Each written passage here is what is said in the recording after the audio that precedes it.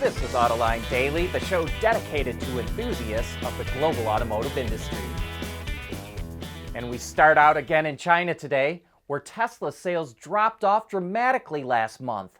According to the China Passenger Car Association, its sales tumbled by a shocking 41% in December compared to a year ago, even though it cut prices. And it's even more worrisome because car buyers were rushing to buy EVs just before EV subsidies ran out at the end of the year. The overall market grew 2.4% in December, with automakers selling 2.19 million vehicles. This year, new energy vehicle sales are expected to reach 8.5 million units in China, accounting for 36% of total car sales. And now let's move over to Germany, where automakers saw their BEV sales surge last year. The Volkswagen brand sold more than 330,000 fully electric vehicles globally in 2022, which was a gain of 23%, while its overall sales slipped about 7%. Mercedes more than doubled its BEV sales to 117,800 units last year, which is up a whopping 124%. And BMW's BEV sales also soared 107%, with more than 215,000 sold globally. And now let's move over to the North American market, where the auto industry could soon be facing excess capacity. LMC Automotive reports that pre-COVID, there were 88 vehicle plants that could make 21 million vehicles a year. Now that's growing to 108 plants that can make 25 million vehicles. And here's our Autoline insight. Even though production capacity is going up by 4 million vehicles, sales will not grow anywhere near that. This means that capacity utilization will drop from over 90% over the last decade to barely over 70% later in this decade. And a rule of thumb in the auto industry is that most plants have a break-even point at about 80% of capacity utilization. That means the overall industry will run below its break-even point. One caveat, however, a lot of that extra capacity is coming from startups, and given the high failure rate of startups, some of those expansion plans may not happen.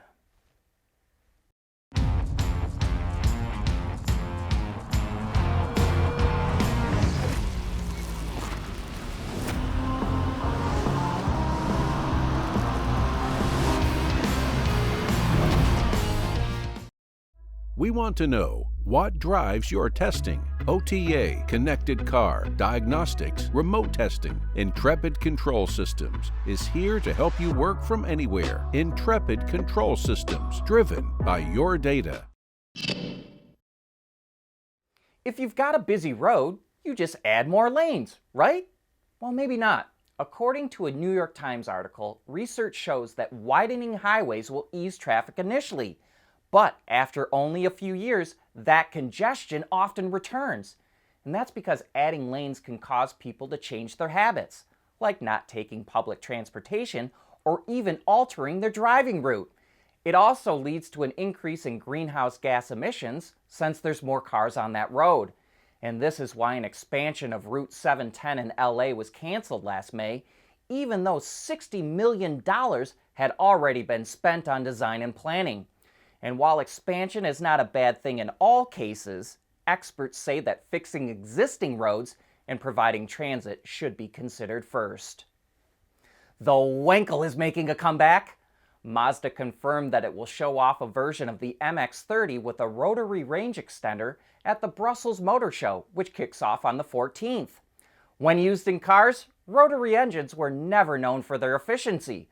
But when running at a constant speed, which is how most range extenders operate, they can actually be very efficient. The all-electric version of the MX-30 has a 35.5 kilowatt-hour battery pack that provides about 100 miles or 161 kilometers of range. But we don't know what the range extender will add to that yet. We don't know cost either, but we're intrigued to know what it is as well. It's never cheap to combine two powertrain types, and a rotary is expensive to produce because of the complex machining it requires. Porsche recently celebrated the off-road heritage of the 911 with the 911 Dakar, and now lucky owners can really make their 911 Dakar look like a true classic Porsche rally car.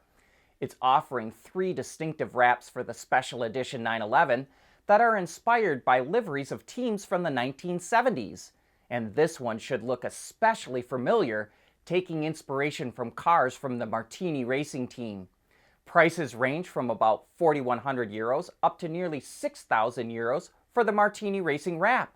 That may sound like a lot, but when owners are forking over $223,000 for the 911 Dakar, a few more grand is probably not that big of a deal to them. At Schaeffler, we pioneer motion. Electrifying mobility, manufacturing smarter, reducing CO2 emissions, making energy production clean. Schaeffler pioneers motion to advance how the world moves.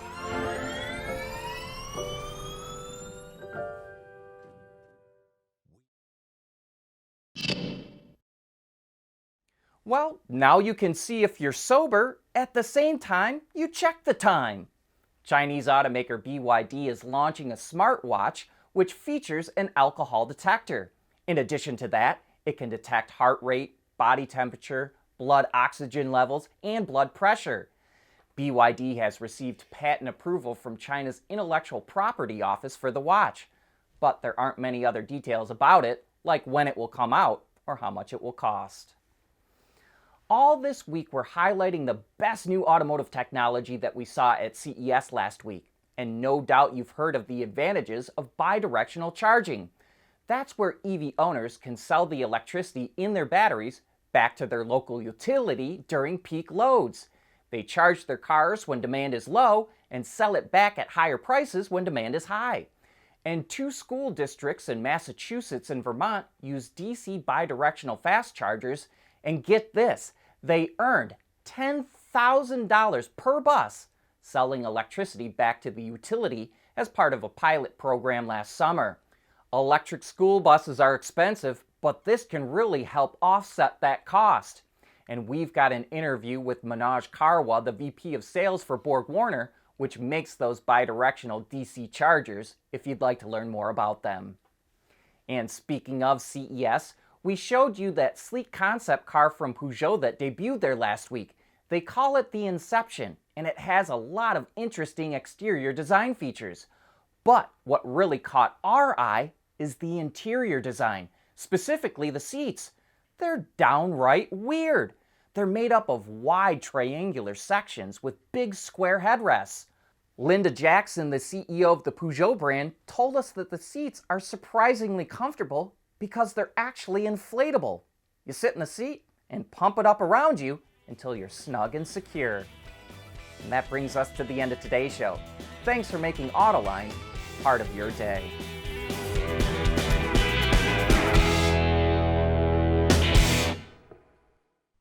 Autoline Daily is brought to you by Bridgestone, solutions for your journey. Intrepid Control Systems, over-the-air engineering, boost your game. And by Schaeffler, we pioneer motion.